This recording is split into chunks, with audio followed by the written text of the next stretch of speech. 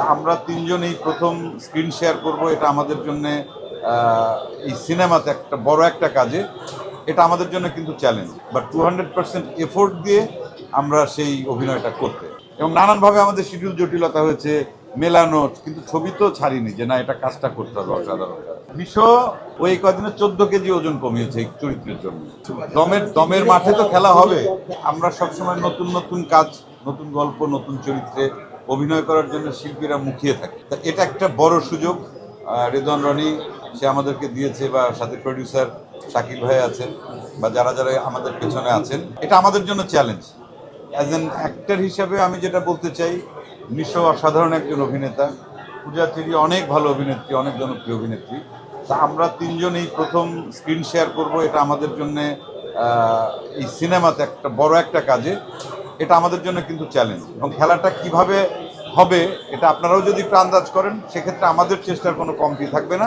কথা দিতে পারি যে আমরা চেষ্টা করব আমাদের যে গল্প, যে চরিত্রটি আছে, আমাদের 100% বা 200% এফোর্ট দিয়ে আমরা সেই অভিনয়টা করতে, যাতে দর্শকের কাছে এটা ভালো লাগে, এবং আমরা যে চ্যালেঞ্জটা করছি দর্শক যেন দেখে খুশি হন।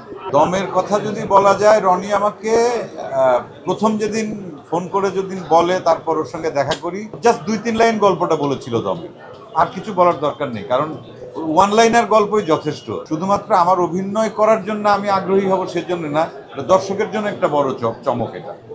আর এটা তো অবশ্যই নতুন গল্প, নতুন চরিত্র। আমাদের চ্যালেঞ্জটা তো এই জায়গায় যে এইরকম কোনো প্রজেক্ট এর আগে তো আমার মানে জানা মতো আমি করিনি, এবং নানানভাবে আমাদের শিডিউল জটিলতা হয়েছে মেলানো, কিন্তু ছবি তো ছাড়িনি যে না এটা কাজটা করতে হবে অসাধারণ। 3টা ছবির কাজ তো আর একসঙ্গে হবে না, আবার রিলিজও একসঙ্গে হবে, এটা তো আমাদের পেশা। বছরে তো 2-3টা ছবি আমাদের করতেই হয়, না হলে তো আমাদের রুটি ব্যাপার আছে এখানে। তা সব কিছু মিলিয়ে ওটা অ্যাডজাস্ট করে নিতে হয়। সেই আবার একটা ছবির জন্য যে প্রস্তুতি, সেই প্রস্তুতির সময়ও লাগে। যেমন আমি কলকাতার ছবিটা করে আসলাম, আবার এখন এই ছবির জন্য আবার প্রস্তুতি চলছে।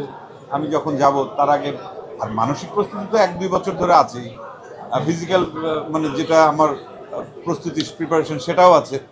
আরও 20-25 দিন আমরা সেই প্রস্তুতি চূড়ান্ত পর্যায়ে করব, নেব, তারপর যাব। প্রস্তুতি ছাড়া কোনো কাজ হবে না, সেটা যেখানেই করি না। লাস্ট কাজটা করে আসলাম, পরশুদিন এলাম। তো বাংলাদেশের কাজ কলকাতাতে যে পরিমাণ জনপ্রিয়, বাংলাদেশের শিল্পীরা যে পরিমাণ জনপ্রিয়, বাংলাদেশের নির্মাতারা যে পরিমাণ জনপ্রিয়, এবং তারা আমাদের সঙ্গে কাজ করার জন্য ওখানকার ডিরেক্টর, প্রডিউসার, আর্টিস্টরা কিন্তু খুবই আগ্রহী। এইটুকু আমি শুধু বলতে পারি, এবং আমাদের প্রতি তাদের অন্যরকম ভালোবাসা। সেই সাথে ওখানকার সাধারণ জনগণ, আমার সঙ্গে যাদের দেখা হয়েছে, আমার মনে হয় না যে বাংলাদেশের এমন কোনো অভিনেতা অভিনেত্রীর কথা নাই বা ডিরেক্টরের কথা নেই যারা জিজ্ঞাসা করেন নাই। এই নিশো ভাইয়ের কথা, এই মোশাররফ ভাইয়ের কথা এই বলছে আর কি, যে ওনারা দেখা হয় কিনা, কী কাজ করছেন, সামনে কী কাজ করবে। তো তাদের আগ্রহ আছে। চ্যালেঞ্জ তো আমাদের প্রত্যেকটা কাজে, আমি ব্যক্তিগতভাবে মনে করি যে প্রত্যেকটা কাজই আমার কাছে চ্যালেঞ্জ। আর সেক্ষেত্রে যখন প্রোফাইল যাদের এই অবস্থা থাকে, প্রত্যেকের চ্যালেঞ্জ কি পরিমাণ, এটা মানে নিশো লাস্ট কতদিন জিমে যাওয়া হচ্ছে, ওই কদিনে 14 কেজি ওজন কমিয়েছে এই চরিত্রের জন্য। তার মানে কেউই ওই যে কেউ কারে নাহি ছাড়ে সমান। তখন ওই খেলাটা তো হবে, দমের মাঠে তো খেলা হবে, দমটা রাখতে হবে, সেটা ইটস এ চ্যালেঞ্জ। হ্যাঁ।